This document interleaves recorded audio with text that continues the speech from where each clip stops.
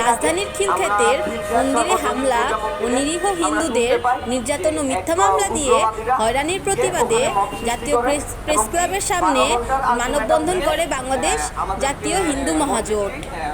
ফেলতে বলে এবং কি এটা ওদেরকে বলার কোনো রাইট নাই কি জন্য এটা রেলওয়ের সম্পূর্ণ।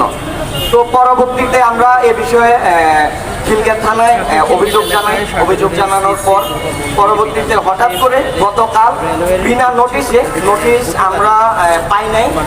বিনা নোটিশে কিভাবে একটা মন্দির ভাঙছে ভালো কথা, মন্দিরের ভিতরে আমাদের মায়ের মুক্তি ছিল, ও মায়ের মুক্তি সেভাবে ভেঙে ঘুরিয়ে দিচ্ছে।